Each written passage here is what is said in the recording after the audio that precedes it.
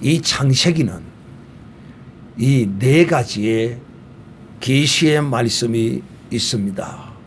그 네 가지의 계시의 말씀이 뭐냐면 첫째는 이 에덴 동산입니다. 이 에덴 동산 안에서 벌어지는 이제 사건들이고, 이 에덴 동산은 하나님이 아담과 하와를 창조하시고 이 에덴 동산 안에 두셨는데, 이 에덴 동산의 이 땅은 영적인 의미와 육적인 의미를 두 가지를 다 내포하고 있다. 하나님의 역사는 항상 이 육을 통하여 무엇을 우리에게 나타내시고 인도하시기 위함이냐 하면, 이 육을 통하여 영을 나타내고 증거하고 또 영으로 인도하시기 위하여 이 육의 것을 하나님이 보이시고 계시하시고 말씀하신다 하는 것을 여러분이 이 성경을 통하여 꼭 기억하셔야 합니다. 즉, 이 에덴 동산은 영육권의 모든 것이 하나된 땅이다 라고 여러분에게 말씀했습니다.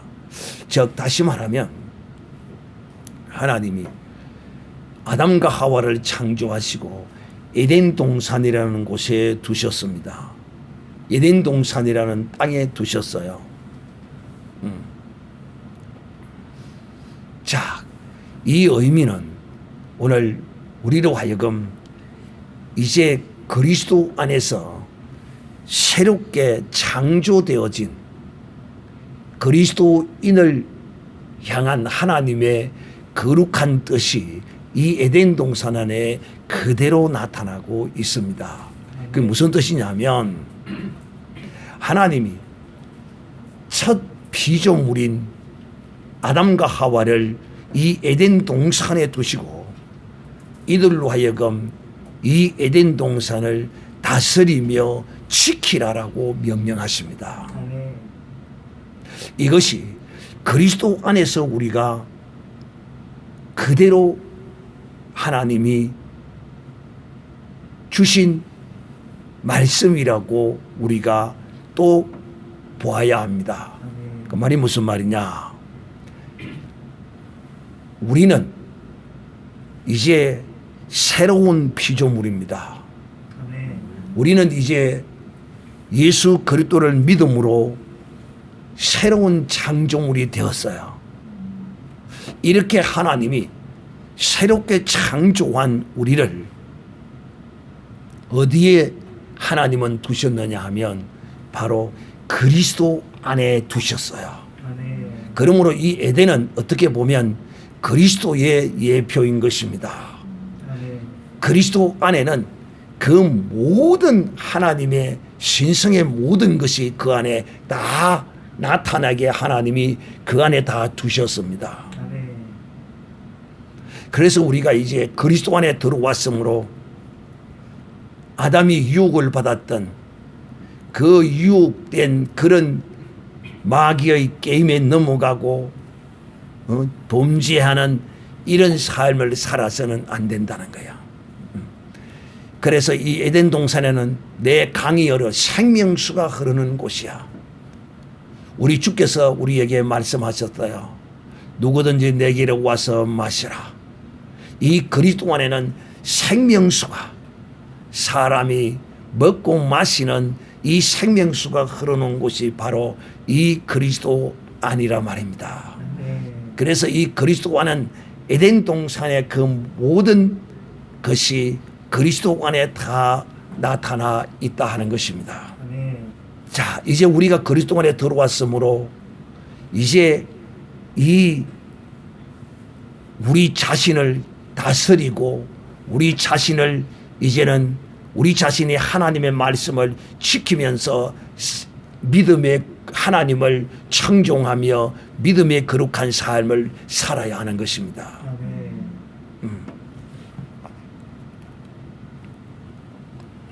바로 이 에덴 동산입니다. 하나님께서 이 에덴 동산을 계시하셨어요. 영육간의 거룩함을 이 에덴 동산에 하나님이 계시하셨어요.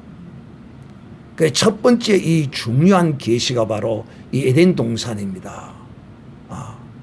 두 번째는 이제 이 에덴 동산에 하나님이 선악을 알게 하는 나무의 실과를 에덴 동산에 두신 아담에게 먹지 말라고 명했습니다. 모든 것은 다 먹되 선악을 알게 하는 실과만은 먹지 말라라고 하나님이 명령했습니다. 그런데 이 아담이 불순종하고 하나님이 금하신 그 실과를 먹고 말았어요. 그러므로 이제 이 범죄한 이 인류를 향한 하나님의 거룩한 구속의 역사를 하나님이 시작하십니다. 그 구속의 거룩한 역사의 시작이 바로 뱀을 저주한 사건이고, 그 뱀을 저주한 사건이 아담과 하와에게는 저주가 아니라 복이 되어지는, 직접 아담과 하와를 하나님이 복을 주어서 복이 되는 것이 아니라 바로 이 뱀을 저주한 이 사건이 아담에게 복이 된 것입니다. 그러므로 하나님이 이제 두 번째 이 창세기의 이 계시는 무엇으로 하나님이 우리에게 나타내시느냐 하면 창세기 3장 15절 여자의 후손으로 오실 그리스도, 이 여자의 후손으로 하나님이 이 구속의 역사를 이제 시작하실 것을, 완성시킬 것을 우리에게 말씀하시고 뱀에게 저주하신 것입니다. 그러므로 하나님은 이 여인의 후손을 보내시기 위한 구속의 역사를 이제 시작하는 것이 바로 이 성경의 역사라고 알 수 있는 것이죠. 이렇게 하나님이 이제 여인의 후손을 보내실 것을 이렇게 뱀을 저주함으로써 하나님이 언약하심으로써 이것이 이제 첫 번째 구속을 향한 하나님의 계시의 말씀입니다. 그래서 에덴 동산 여자의 후손으로 계시한 이 말씀, 세 번째는 이 뱀을 저주하고 난 이후에 하나님이 벌거벗은 하와와 아담에게 하나님께서 가죽 옷을 지어 입히십니다. 이것이 이 창세기에 나타난 세 번째 계시입니다. 즉 여인의 후손은 어떤 일을 할 것인가? 가죽 옷, 나무 잎으로 지은 인간이 지은 옷으로 인간의 수치를 가릴 수 없다. 인간의 수치는 오직 그리스도로 옷 입지 아니하면 가리워질 수 없다는 것을 하나님이 가죽 옷을 지어 입히심으로 하나님이 계시하신 것입니다. 네 번째 계시는 바로 이렇게 여인의 후손으로 오셔서 구속을, 우리의 구속을 위하여, 죄인의 구속을 위하여 여인의 후손으로 오실 그 구속이 어떻게 이루어질 것인가를 이 에덴 동산에 두루도는 하얀 검과 그룹들로 이 선악을 알게 하는 나무의 실과의 길을 막으심으로써 이제 이 구속의 길이 막으셨다는 것은 여는 뜻을 가지고 막으신 것입니다. 그러므로 하나님이 이 생명과에 이르는 이 길을 막으심으로써 두루도는 하얀금과 그룹들로 막으신 이것을 하나님이 계시하심으로써 이 네 가지 계시의 이 말씀이 그리스도로 온전히 성취되고 이루어지실 것을 하나님이 이 창세기에 계시해 놓으신 것입니다.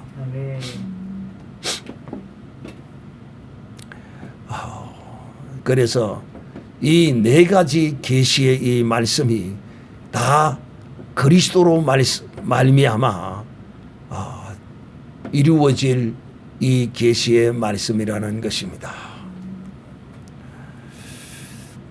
그래서 제가 이것들을 여러분에게 이 설교하면서 다 말씀을 드렸어요. 그래서 제가 오늘 다시 한번 여러분에게 요약해서 또 이렇게 강조해서 이렇게 설교를 이렇게 하는 것은 여러분이 이제 하나님이 일하시는 그 그림은 다른 어떤 그림이 아니라 그리스도로 그려진다는 것을 여러분이 알고 또 제 이 설교를 들음으로써 여러분 가운데 그리스도의 형상이 지식에 이르는 그리스도의 형상이 이루어지기를 바랍니다. 자, 그래서 오늘도 이제 이 계시의 말씀 네 가지 가운데 지난 성탄절에 여러분에게 말씀을 드렸던 여자의 후손입니다. 이 여자의 후손은 하나님이 이 여자의 후손으로 우리의 구속을 이루시고 구주를 보내시기 위하여 하나님이 이제 그 열심히 하나님이 시작하십니다. 그 열심을 시작하십니다. 그 구주는 첫째 하나님이 이 여자의 후손으로 오실 그 구주는 뭐니 해도 믿음으로 오실 구주라는 사실입니다. 믿음. 그래서 하나님은 에녹의 믿음, 또 노아의 믿음, 이런 믿음의 사람들을 통하여 하나님이 이 믿음을 기뻐하신다는 것을 하나님께서 우리에게 알게 하시고 믿음으로 하나님과 동행함으로 죽음을 보지 않고 덜림을 받았고 노아도 믿음으로 하나님을 경외함으로 그 많은 사람들의 조롱과 비웃음을 뒤로하고 오직 그 말씀을 순종하여 배를 만들므로써 노아가 많은 사람들이 다 하나님의 심판에 죽었을 때도 노아는 그 배를 타고 구원함을 얻는 이런 믿음의 사람을 우리가 보았습니다.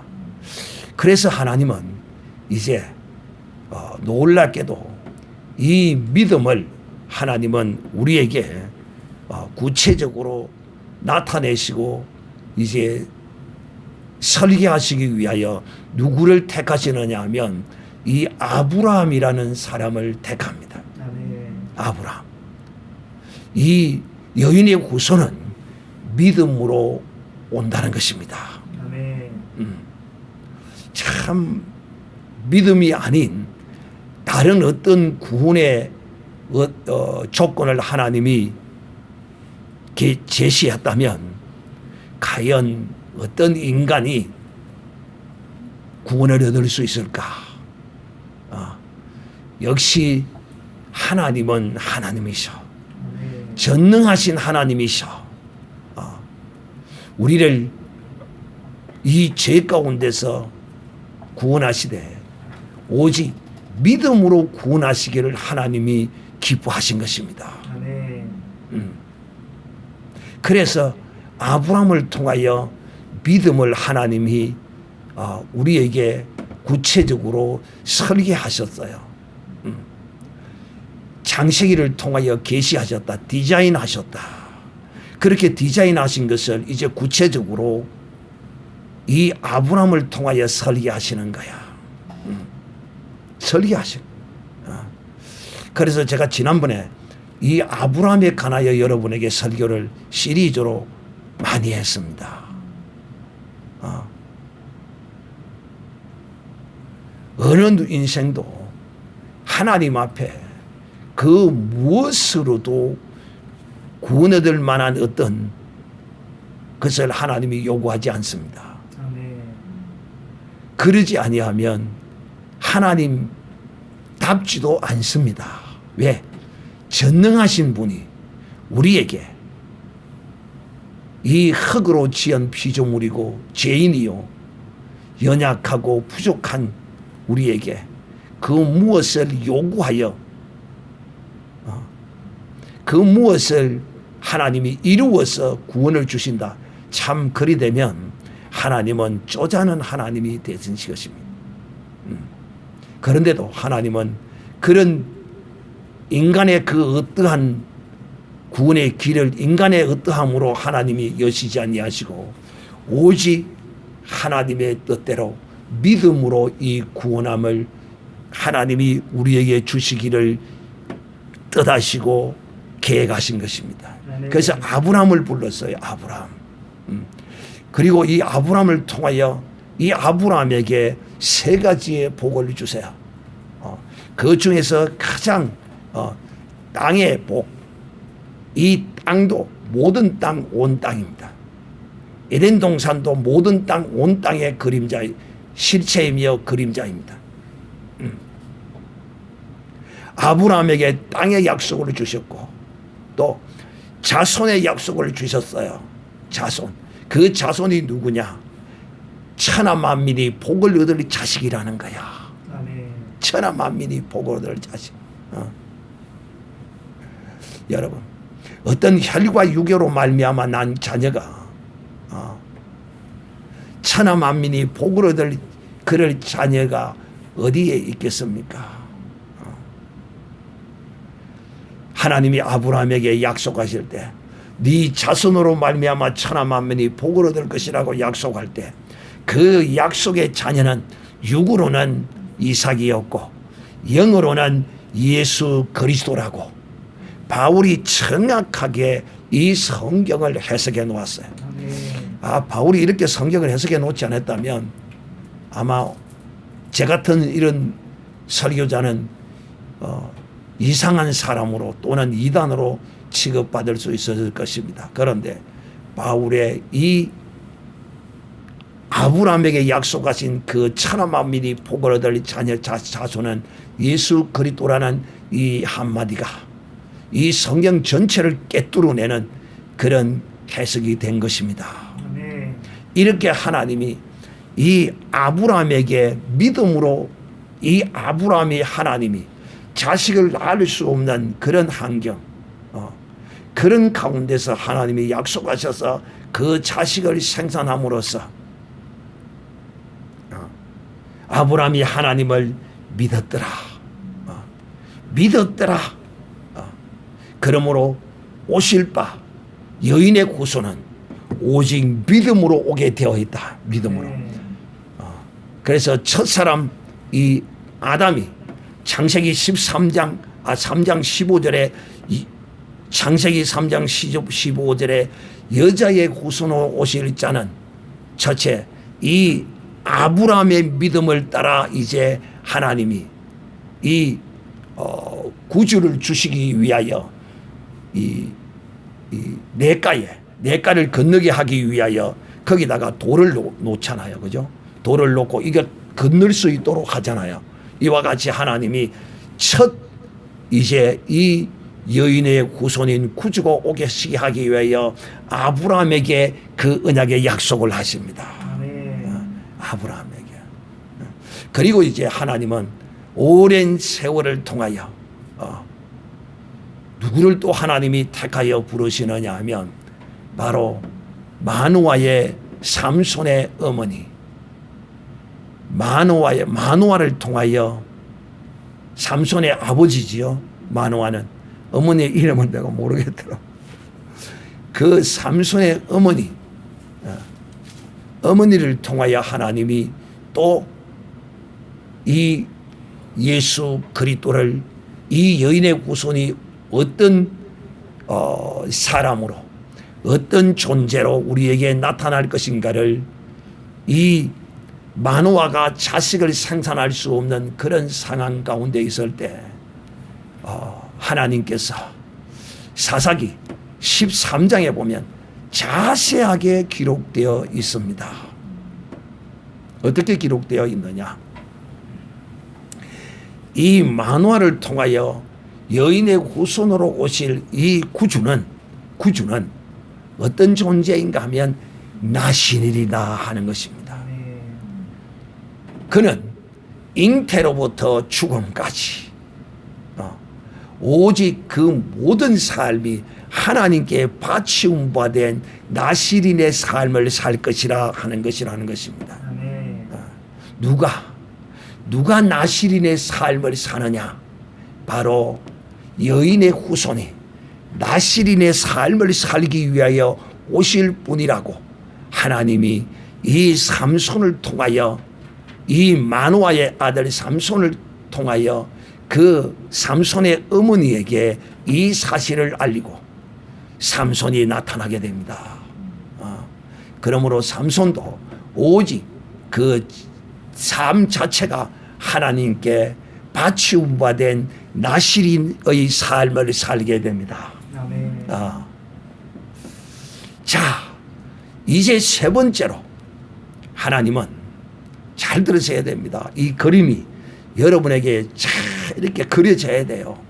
세 번째 누구냐 하면, 이제 여인의 후손이 오시기 전에 하나님께서 이 사가랴, 이 엘리사벳의 부부를 하나님이 이 예수 그리스도 여인의 후손을 보내기 위하여 이들을 하나님이 택하십니다.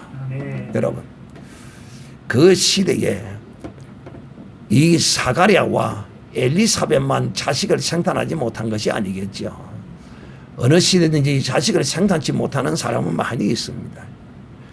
그런데도 하나님은 특별히 이 레위 족속에 속한, 특히 이 엘리사벳과 사가랴는 부부가 다 레위 족속입니다.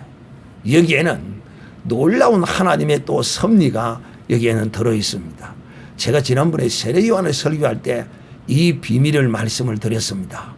왜 하나님이 레위 족속인 이 두 부부에게 나타나시고 이 여인의 후손을 보내시기 위한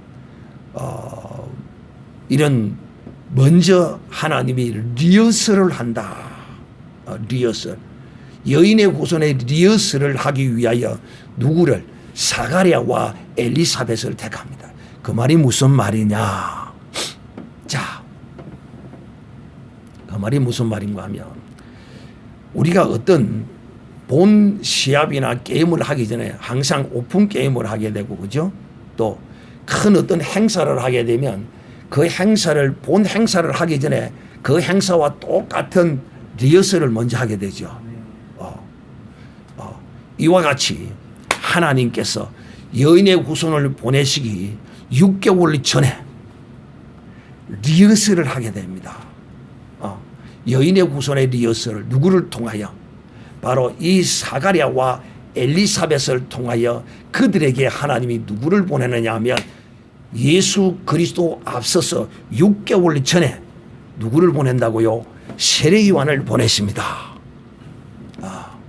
이 세례 요한을 보내어서 리허설을 하게 되죠. 여인의 후손이 오실 것을. 그래서 이 사가랴에게 가브리엘 천사가 누구에게 말한 것처럼 마노아에게 이 삼손을 보내실 때에 하나님이 약속하신 말씀처럼 말씀합니다. 이 세례 요한은 나시린이 될 것이라 하는 것입니다. 왜냐? 이 1장에, 누가복음 1장에 보면 이렇게 말합니다. 아들을 낳아 주리니 그 이름을 요한이라 하라. 너도 기뻐하고 즐거워할 것이요 많은 사람도 그의 남을 기뻐하리니 이런 자가 주 앞에 큰 자가 되며 포도주와 소주를 마시지 독주를 마시지 아니하며 모태로부터 성령의 충만함을 입어 이스라엘 자손을 주 곧 저희 하나님께로 많이 돌아오게 하겠습니다. 제가 또 엘리야의 10년간 능력으로 주 앞에 앞서가서 아비의 마음을 자식에게 거스리는 자를 의인의 서리에 돌아오게 하고 주를 위하여 세운 백성을 위하여 예비하리라 이렇게 말씀합니다. 즉 이 세례 요한은 나시리로 오셨습니다. 즉 이 무슨 말이냐면 우리 주 예수 그리스도께서 나시린의 삶을 살 것을 6개월 앞서서 리허설로 누구를 통하여 세례 요한을 통하여 하나님이 보여주십니다. 그래서 이 세례 요한은 잉태로부터 죽음까지 누구의 길을? 주의 길을 갑니다. 좀 알아들어지는가 모르겠어. 주의 길을 가게 됩니다. 그래서 제가 여러분에게 잉태로부터 죽음까지 세례 요한의 그 삶을 여러분에게 설교한 적이 있어요. 올 신년에도 또 여러분에게 한 번 더 해야 돼요. 왜? 틀림없이 또 다 까잡고 기억도 못할 거예요. 그래서 제가 이렇게 설명을 또 하는 거예요. 자, 이 세례 요한은 소주와 독주를 마시지 않는다. 곧 이 세례 요한은 나시린이라는 거예요. 나시린. 그러니까 우리 하나님께서 이 세례 요한을 먼저 6개월 전에 보내셔서 잉태로부터 죽음까지 나시린의 삶을 살게 합니다. 그리고 세례 요한이 목이 베어지자마자 우리 주께서 등단합니다. 할렐루야. 제가 이것을 여러분에게 계속 이제 설교를 해왔죠. 이런 것들을, 이런 것이 지식에 이르는 그리스도의 형상을 이루어가는 하나님의 사람으로 제가 여러분을 양육하고자 하는 뜻이 여기에 있는 것입니다. 자, 이 세례 요한의 잉태됨은 세례 요한으로 잉태됨으로써 끝나는 것이 아니라 이 세례 요한의 잉태 사건이 마리아의 마리아에게 하나님이 여자의 후손으로 오실 구주를 보내시는데 결정적 역할을 하게 되는 것입니다. 이 엘리사벳은 마리아의 친족입니다. 마리아가 너무도 잘 아는 분입니다. 평소에 할머니하고 따르던 그런 엘리사벳입니다. 그런데 이 엘리사벳은 일평생에 자식을 낳지 못했습니다. 그런데 하나님께서 이렇게 자식을 낳지 못한 이 엘리사벳에게 이 세례 요한을 잉태케 하셨어요.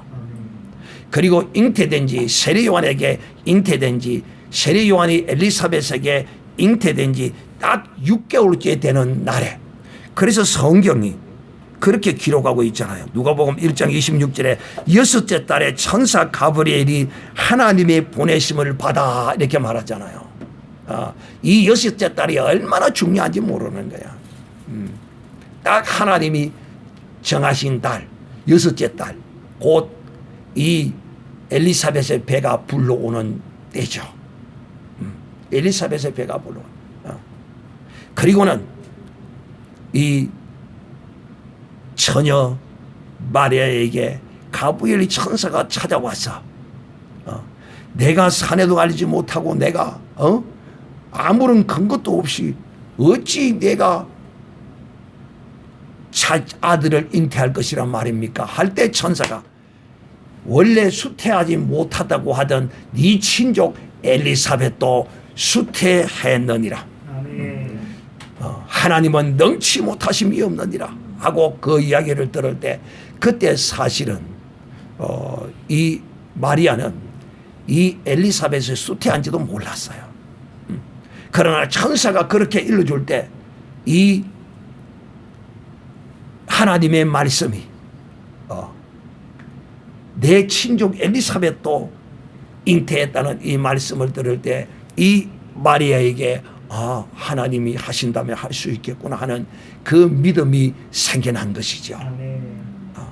그리고는 마리아가 이 엘리사벳의 잉태 사건을 통하여 그 천사의 말을 듣고는 주의 계집 종이오니 주의 뜻대로 이루어지어다면서 거기서 믿음을 내어 놓습니다. 할렐루야. 그러므로 마리아에게 그 고백이, 그 믿음이 마리아의 태에 구주가 잉태되어지고 여인의 후손으로서 우리 주 예수 그리스도께서 이 땅에 오신 것입니다. 할렐루야.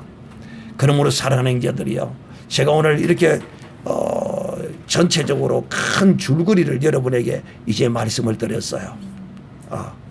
그러면서 우리는 이 말씀 가운데 하나님이 우리를 향한 이 열심은 근 4천여 년이 된 이후에 이